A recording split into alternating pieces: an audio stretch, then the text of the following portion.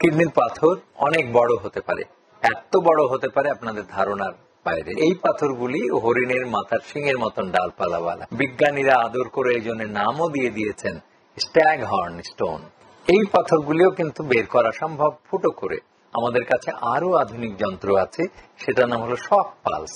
এই ছিদ্র পথ দিয়ে শক পালস যখন আমরা প্রবেশ করিয়ে দিই, তখন সেখানে ভেঙেও দেবে অনেকটা, ঠিক মাটি খুঁড়ে ড্রিল করে নিয়ে আসার মতন, যে মাটিটা খুঁড়ে গর্তও হয়ে যাচ্ছে, আবার উত্তোলন করে দূরে চলে যাচ্ছে। সেই দিনই পেপারে এসছে যে চর থেকে বালু উত্তোলন যারা করছে তাদেরকে সাংবাদিক নাম দিয়েছে বালু খেকো। আমার ওই স্টাফ বলছে যে তাইলে তো স্যার আমরা পাথর খেকো হয়ে যাব। আমরা ওই রকম ভাবে সাক করে পাথর গুঁড়ো করে করে উঠিয়ে নিয়ে চলে আসতে পারি এই শক পালস দিয়ে। তো একই রকম ভাবে আমাদেরকে পাথর খেকো বলা যেতে পারে, কিন্তু এটা হলো সৃষ্টিশীলতার খাওয়া।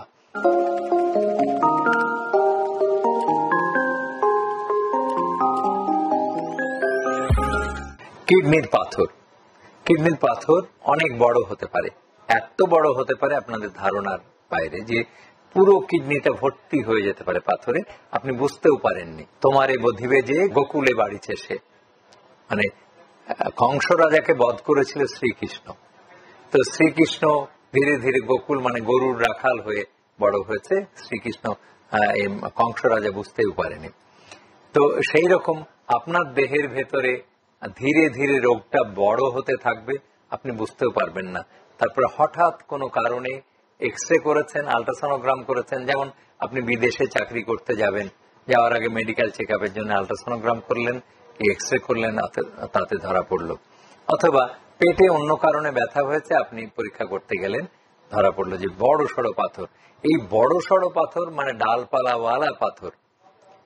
হরিণের মাথার শিং দেখেছেন? এই হরিণের মাথার শিং যেরকম ডালপালাওয়ালা হয়, মানে গরুর শিং তো দুইটা, তাই না? আর ঘোড়ার তো কোনো শিং থাকে না। তো গরুর মাথায় দুটো শিং থাকে, মহিষের মাথায় শিং থাকে, এর কোনো ডালপালা থাকে না। কিন্তু হরিণের মাথার শিং, পুরুষ হরিণের মাথায় শিং থাকে এবং এর শিঙে ডালপালা থাকে। তো আমাদের কিডনির পাথর, এই পাথরগুলি হরিণের মাথার শিংয়ের মতন ডালপালাওয়ালা, এবং বিজ্ঞানীরা আদর করে এই জন্য নামও দিয়ে দিয়েছেন স্ট্যাগ হর্ন স্টোন। স্ট্যাগ মানে হচ্ছে পুরুষ বা সম্বর জাতের পুরুষ হরিণ, সেগুলি অনেক বিশাল আকৃতির হরিণ হয়, তাদের মাথায় বড় বড় মোটা মোটা শিং ডালপালাওয়ালা থাকে। সেই রকম পাথর হতে পারে কিডনি ভর্তি। এই পাথরগুলিও কিন্তু বের করা সম্ভব ফুটো করে, এবং আমরা সেই অপারেশনের নাম বলি পিসিএনএল।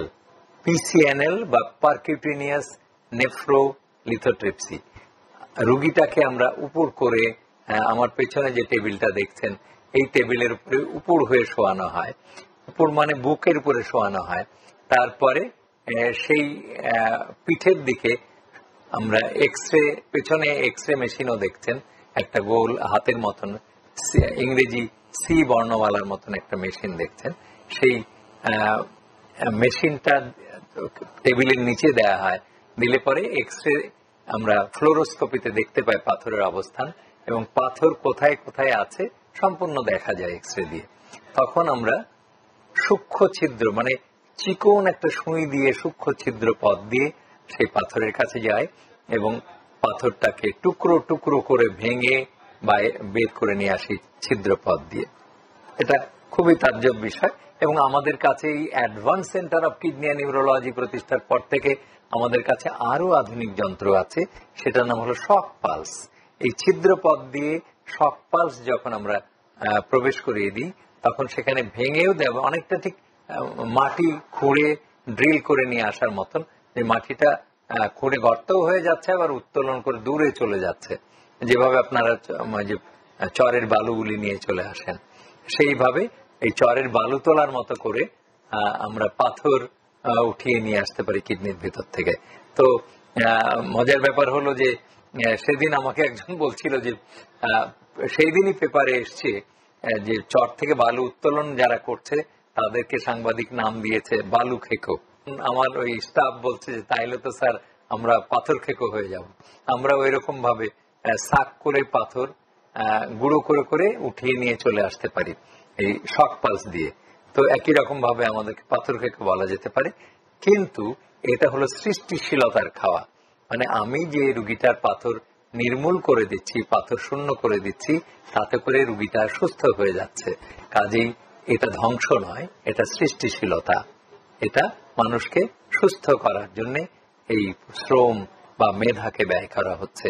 তো যে মেধা এবং শ্রম মানুষের কল্যাণে ব্যয় করা হয় সেটা খেকো হতে পারে না, সেটা হলো কল্যাণ বা মানুষের উপকার করা। তো কাজেই এইভাবে পিসিএনএল পদ্ধতিতে অত্যন্ত সূক্ষ্ম ছিদ্র পথ দিয়ে খুব অল্প সময়ের মধ্যে শক পালস মেশিন দিয়ে পাথর, পুরো পাথর, এত বড় বড় পাথর বের করে নিয়ে আসা সম্ভব হয়। তো এই অপারেশনের নাম হলো পিসিএনএল। ছোট মানে 1.5 সেন্টিমিটার থেকে শুরু করে 1.5 সেন্টিমিটার বা 1.5 সেন্টিমিটার থেকে শুরু করে বিশাল আকৃতির পাথর কিডনির মধ্যে থাকলে আমরা সেটাকে পিসিএনএল পদ্ধতি দিয়ে বের করে নিয়ে আসতে পারি, এবং আমাদেরকে এই আধুনিক মেশিন শক পালস খুবই সহায়তা করছে এটার ব্যাপারে। যদি পাথরটা অনেক বড় হয় তাও ভয় পাওয়ার কিছু নেই। এই অপারেশনের সময় আংশিক অবশ, মানে শরীরের অর্ধেক অবশ করে নিয়ে করা সম্ভব। আর খুব বড় সড়ো পাথর হলে যদি লম্বা সময় লাগে তাহলে আমাদের পুরো অবশ করে নিতে হয়, মানে পুরো অজ্ঞান করে নিতে হয়। সেক্ষেত্রেও ভয় পাওয়ার কিছু নেই। এখন অজ্ঞান নিয়ে অনেকে দুশ্চিন্তা করেন, অজ্ঞান নিয়ে দুশ্চিন্তা করবার কিছু নেই, কারণ অজ্ঞানটাও একজন বিশেষজ্ঞ চিকিৎসক, যিনি অধ্যাপক, মানে আমাদের সমমানের বা আমাদের চাইতে হয়তো ভালো মানের অধ্যাপক, তিনি অজ্ঞান করে থাকেন। কাজে অজ্ঞানটা হলো একটা ঘুমের স্তর। আপনি প্রতি মুহূর্তে, প্রতি সেকেন্ডে সেকেন্ডে আপনাকে মনিটর বা আপনাকে পর্যবেক্ষণ করা হয় মেশিন দিয়ে যে আপনি ঘুমের কোন স্তরে আছেন। তো কাজে অজ্ঞান নিয়ে বিভ্রান্তি বা দুশ্চিন্তা করার কিছু নেই। তো এইভাবেই আমরা পাথর বের করে দিই। পাথর বের করার পরে কিডনির মধ্যে একটা নল লাগিয়ে দেয়া হয়, যেমন হার্টের মধ্যে একটা রিং লাগিয়ে দেয়া হয়, সেভাবে কিডনির মধ্যে একটা নল বা রিং লাগিয়ে দেওয়া হয়, যেটা 1 মাসের মধ্যে বা 1 মাস পরে আমরা প্রস্রাবের রাস্তা দিয়ে বের করে দিতে পারি, খুব সহজেই, ভর্তি না করে। নিয়মিত স্বাস্থ্য বিষয়ক পরামর্শ পেতে আমাদের চ্যানেলটি সাবস্ক্রাইব করুন এবং বেশি বেশি লাইক ও শেয়ারের মাধ্যমে সবাইকে আমাদের সাথে সংযুক্ত হওয়ার সুযোগ করে দিন।